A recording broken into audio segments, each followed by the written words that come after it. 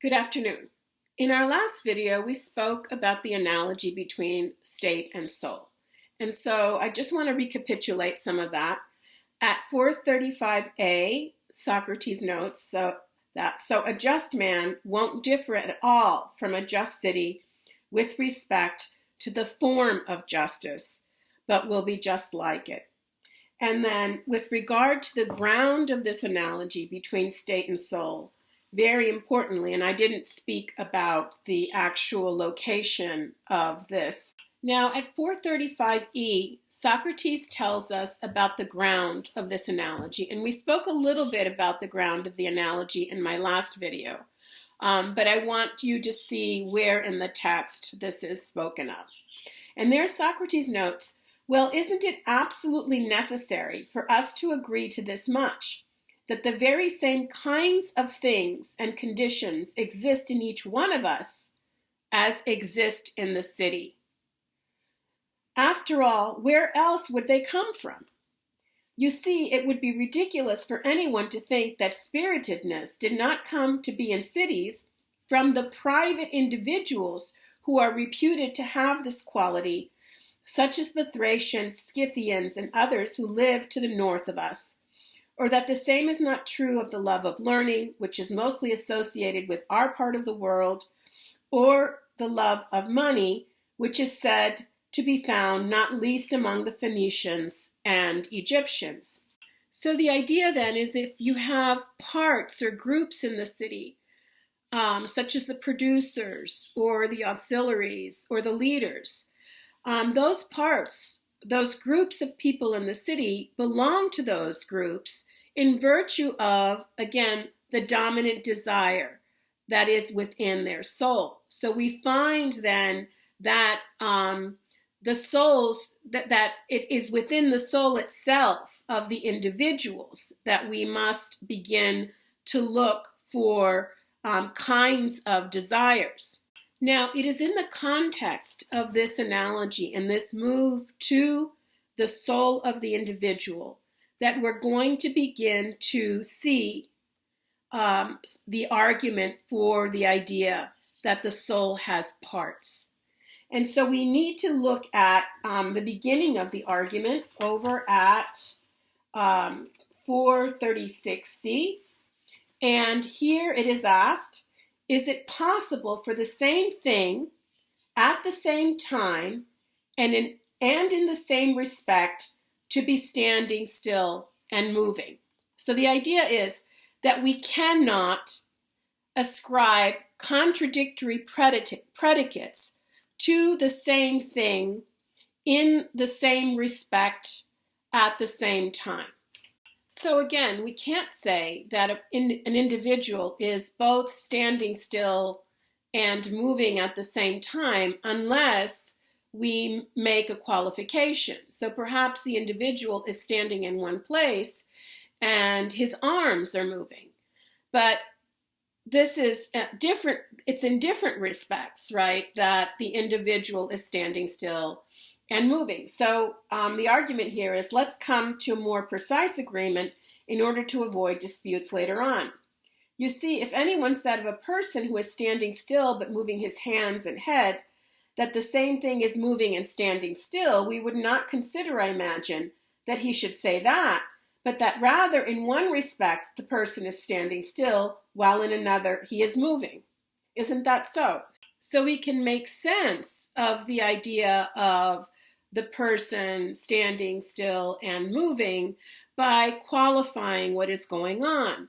So the body is standing still, but the arms, right, the individual has parts and is extended in space, and the arms may be moving, right?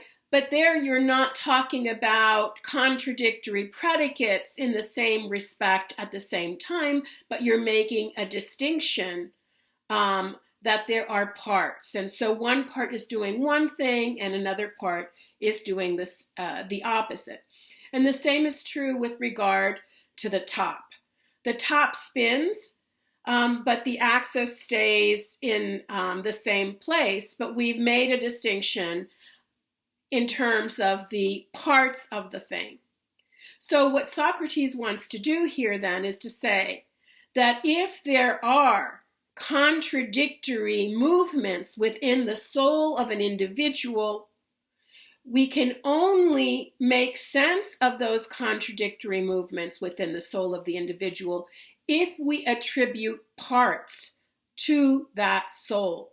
So again, then at 437b, we hear, now wouldn't you consider assent and dissent, wanting to have something and rejecting it, taking something and pushing it away, as all being pairs of mutual opposites, whether of opposite doings or of opposite undergoings, does not matter.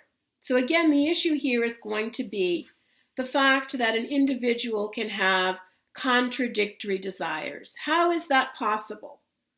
And the answer that is going to be provided is that if there are contradictory desires, it's not that the individual is having these contradictory movements in the same respect and in relation to the same thing and at the same time, but rather that the soul has parts.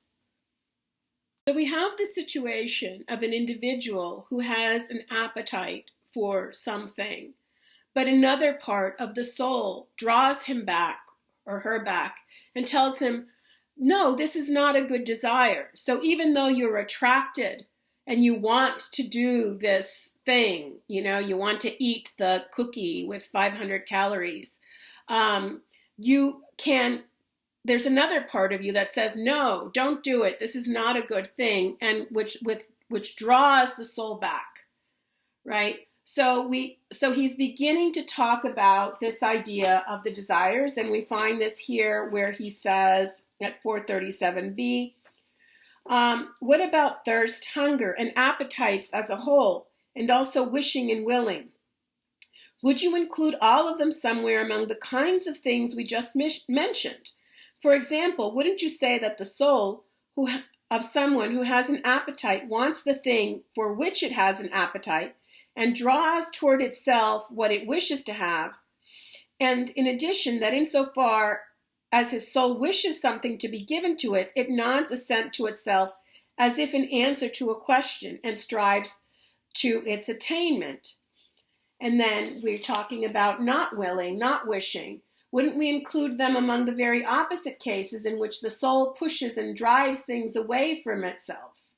So now there's the question of this very strange argument that Socrates makes, where he tells us that the appetite, thirst, is for drink and not for a hot drink or a cold drink. And the question is, what is the point of this argument? Why is he making it? And I think that the point there is that he wants to say, yes, sometimes you do have a desire for a hot drink or a cold drink, but sometimes the desire is simply that you are thirsty and you just want to drink. And there are cases when you're thirsty and you just want to drink, right? And then there's a particular drink, a particular kind of drink or a particular drink that is before you. But something else within the soul tells you that this is not good for you. There may be some kind of situation where you're really thirsty, and the drink that you have before you would have satisfied that thirst, right? But some other part of the soul tells you that it would be bad to drink this. So maybe you're thirsty and there's a very sugary drink in front of you, and that sugary drink would satisfy that thirst, but you don't drink it because there's another part of the soul that says, this is really bad. This would be really bad for me, right? So it's this, on the one hand, you have one desire, and on the other hand, there's another part of the soul that holds you back. Now we can find a good example of the conflicting desires at 439e. And here Socrates tells us, but I once heard a story and I believe it.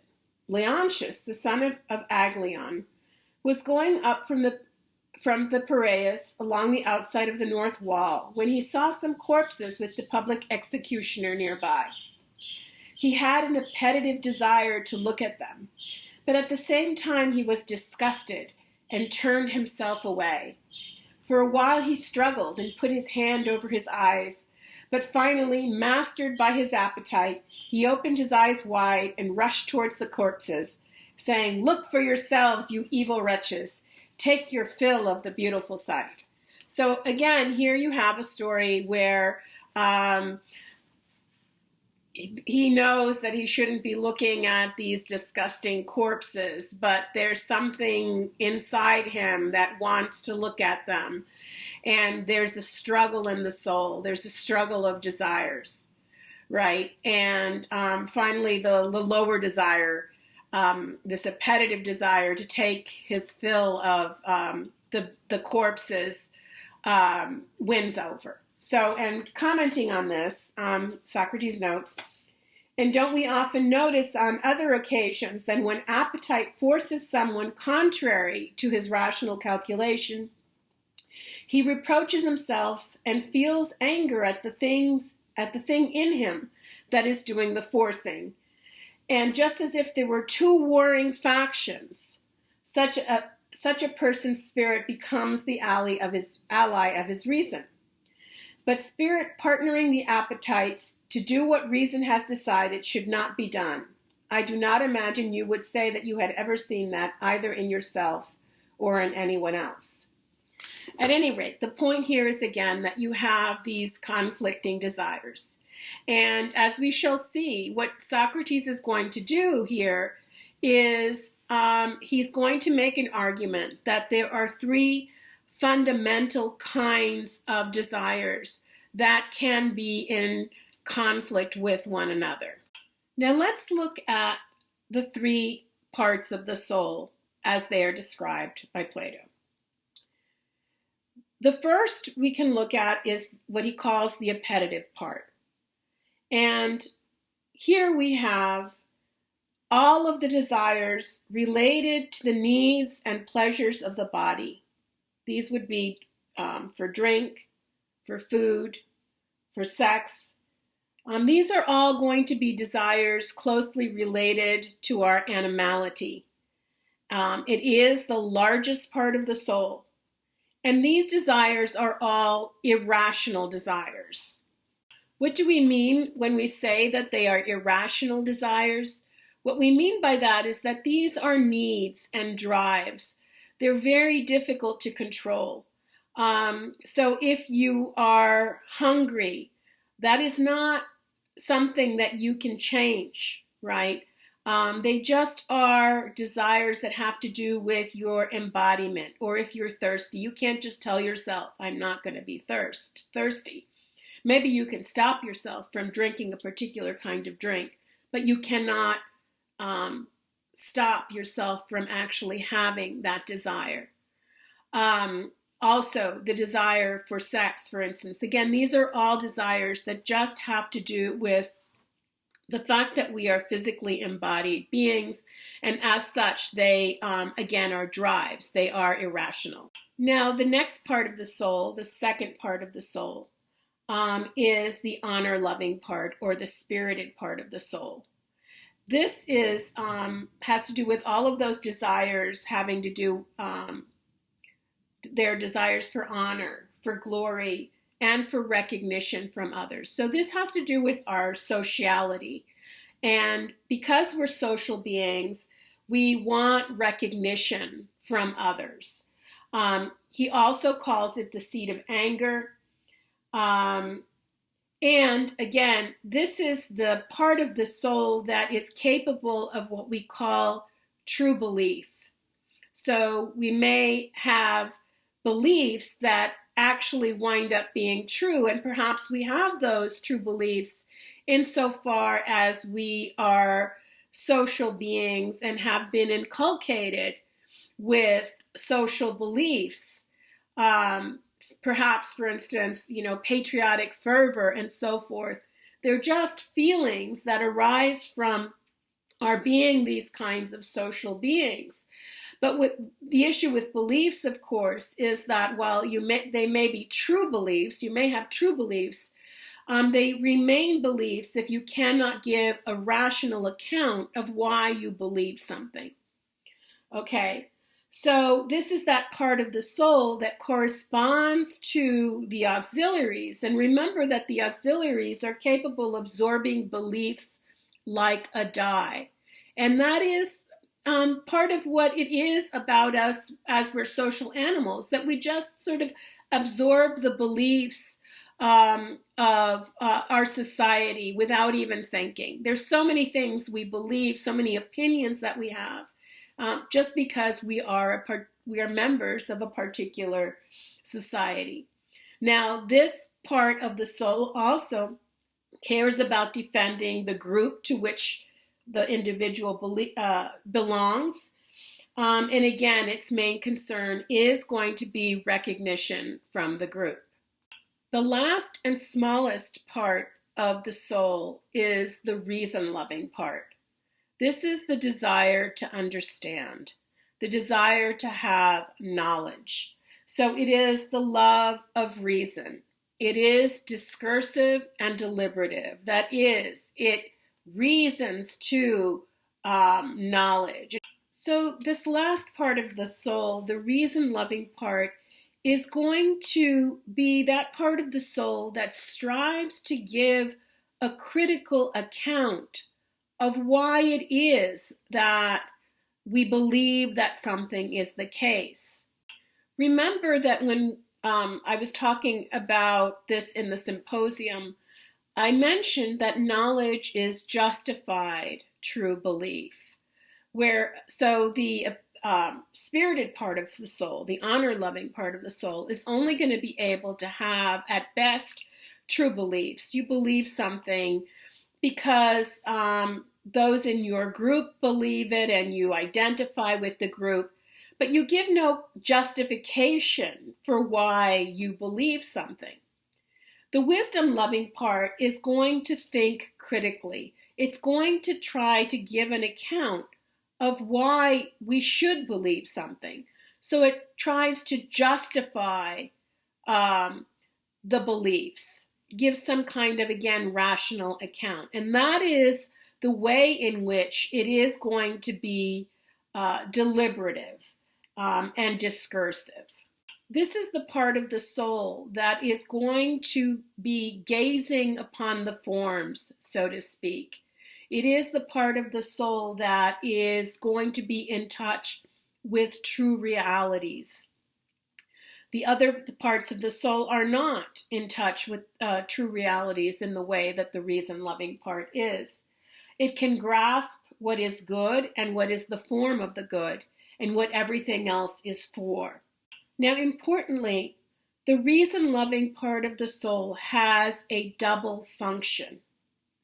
On the one hand, the reason-loving part of the soul has knowledge, seeks knowledge. It seeks to understand. So it seeks to justify its beliefs. On the other hand, the reason-loving part of the soul is supposed to rule the soul. So in other words, the reason-loving part of the soul is supposed to hold in check the other two parts of the soul. So let's talk a little bit more about this function of ruling and how it's possible. The reason-loving part is going to know what the good is, or at least be capable of deliberating and hitting the mark with some kind of justification with regard to what it is. And as such, it's going to then control the honor-loving part in such a way that the individual will know when it is proper to feel anger, let's say, or when it is proper to feel pride in the activities of the group, and when it is improper to do so, right? So, in other words, the reason-loving part then is going to direct the spirited part and to direct it with regard to how it should feel, behave within those social situations, right? And not allow this desire for recognition, for honor and glory and so forth, to just go out of control. It's always going to be controlled by the good. Similarly, with regard to the appetites, the reason-loving part of the soul, when it is ruling, is going to direct the appetites in such a way that it's going to say, well, which appetites should be satisfied in given circumstances and which should be held in check. Now again, when the reason-loving part is in control, it's important to note that it does not starve the other two parts of the soul. It doesn't starve the desire for recognition and the desire for sociality and so forth of the second part of the soul, and it does not starve the appetitive part of the soul. What it does is it directs those desires in such a way that they are fulfilled in a proper way. So the appetitive part of the soul is not going to be starved. Appetites are going to be fulfilled within their limits.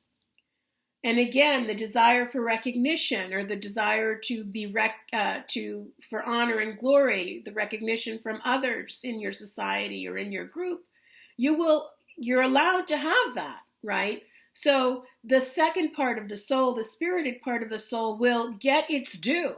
The appetites will get their due when the reason-loving part is in control. And of course, when the reason-loving part is in control, it controls in virtue of its ability to have knowledge, to gaze at the forms, to be able to deliberate.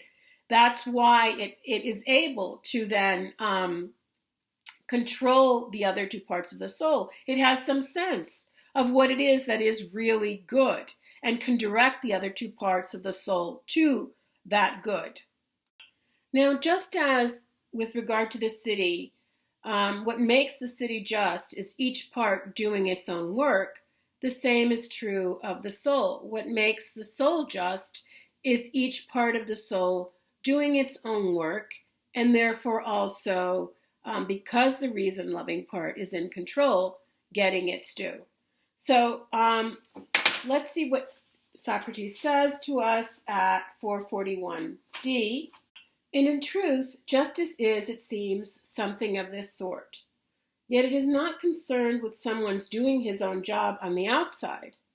On the contrary, it is concerned with what is inside, with himself really, and the things that are his own. It means that he does not allow the elements in him each to do the job of some other, or the three sorts of elements in his soul to meddle with one another. Instead, he regulates well what is really his own, rules himself, puts himself in order, becomes his own friend, and harmonizes the three elements together, just as if they were literally the three defining notes of an octave, lowest, highest, and middle, as well as any others that may be in between. He binds together all of these, and from having been many, become entirely one, temperate and harmonious. Then and only then should he turn to action, whether it is to do something concerning the acquisition of wealth, or concerning the care of his body, or even something political, or concerning private contracts. In all these areas he considers and calls just and fine the action that preserves this inner harmony and helps achieve it, and wisdom the knowledge that oversees such action, and he considers and calls unjust any action that destroys this harmony, and ignorance the belief that oversees it. So importantly then, how does this individual become one with himself or one with herself?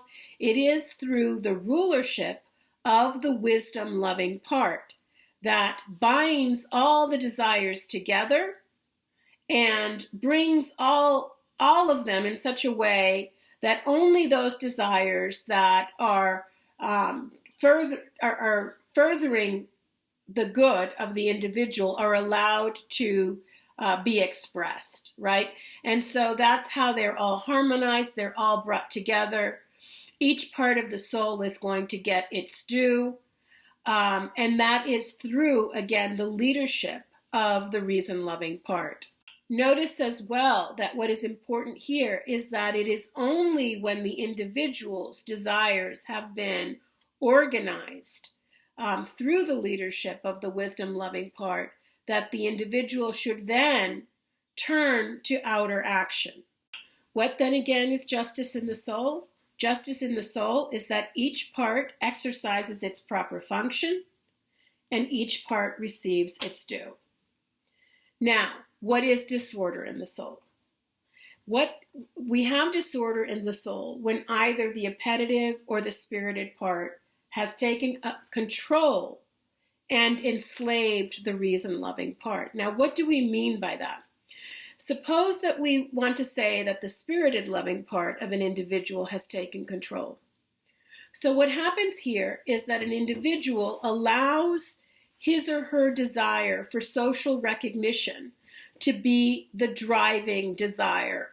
So all of his plans all of his or her plans and schemes are directed towards acquiring social recognition.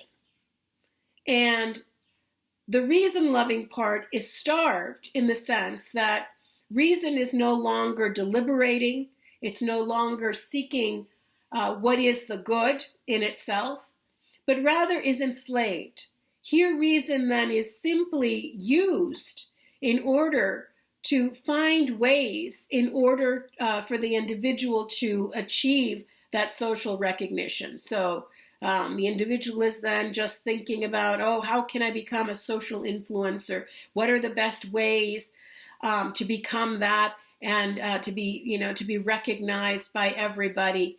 And all of the deliberative activity is just, again, in terms of this, trying to figure out the means to that end. So reason is then only then used as a means to the end of social recognition. Or suppose that the appetitive part comes in control. Then the individual, let's say, decides that money is the absolutely most important thing, has the most value, and the individual then no longer uses their reason to try to understand what is good in itself and how to live the best life.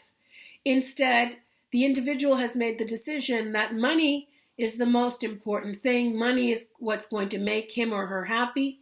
And then their reason is enslaved in the sense that all you do is you use your reason to find out ways of how you can make the most money.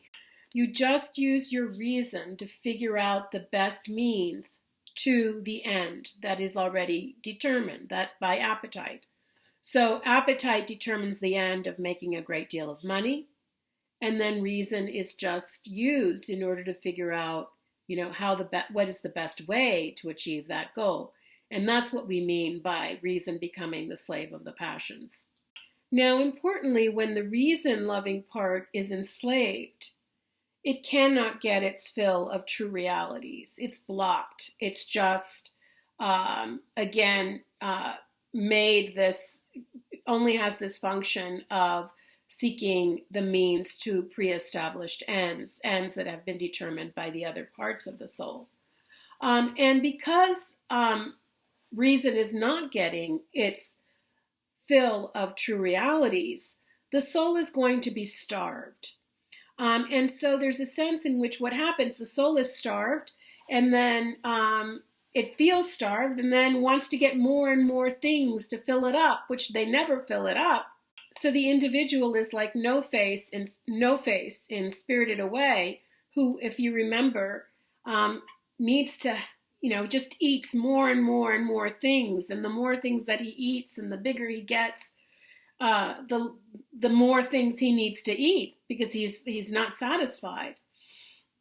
And in the Gorgias, Plato tells us that the unjust person is like a sieve. She can never be satisfied. And the reason why she can never be satisfied is because, again, the highest and the deepest part of the soul is being starved. It's not getting its share of true realities. Now, I've already read you the passage at 443d, and we can talk about the relationship of the outward performance and the inward performance. So that passage not only deals with justice, but it also deals with this relationship between these two performances. Now, when we talk about the inward performance, what we're talking about is the relation of the parts of the soul to each other inwardly within the individual. So, is each part of the soul performing its proper function? Is each part of the soul getting its due? Are they all harmonized? That is the inward performance. So the inward performance has to do with the individual's control of his or her desires, the individual's ability to distinguish between higher and lower desires, and to understand that the satisfaction of the higher desires is more important than the satisfaction of the lower desires, and the just individual's ability to curtail the lower desires when that is what is called for, right? That's the inward performance. And the outward performance is then going to be the actions that an individual engages in.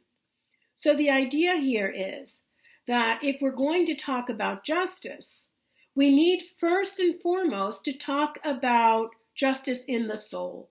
We need to talk about the proper ordering of desires of the individual. If the individual allows the reason-loving part to be in control, and therefore has his or her desires in a proper hierarchy, has self-control, does not allow the baser desires to usurp, to become the most important desire, and then have the individual just going first in one direction and then in another, or becoming avaricious or becoming aggressive, right? If the individual has the proper ordering, only then should the individual act. And if the individual has the proper ordering, they're not going to be doing unjust things. So an individual whose reason-loving part is in control is not going to go around robbing temples, right? Because they understand what's really good. Their reason-loving part is getting its share of true realities. The individual is continent, right? On the other hand, an individual whose reason-loving part is not in control is going to be one who's either the appetitive or the spirited part has usurped, has become the dominant desire, and reason no longer is in control. And so one of those, a person whose appetitive part has become in control, is in control, may very well start robbing temples. And one last final remark, and that's going to have to do with the issue of whether justice can be loved for its own sake. And Socrates' answer, Plato's answer here in the Republic, is that it can, because it has to do with that inner performance. The soul that is just is going to have its reason-loving part getting its share of true realities, and all of the other desires are going to be in control, so that the individual is able to act with one purpose, right? But most importantly, again, the individual is happy not only because all of the desires have been unified, but also, again, because of the reason-loving part getting its share of. This then concludes the discussion of the nature of justice, and given its nature, whether it can be loved for its own sake. In the next video, I'll take up some more issues regarding the forms and how they're discussed in the Republic, and then start moving to the question of whether this theory of the forms is an adequate one. We'll begin looking at some of Plato's own criticisms of his theory of the forms, and then we'll begin later on to see how Aristotle understands these criticisms and begins to form his own theory. I hope this video has been useful. Good night, and I will see you again tomorrow.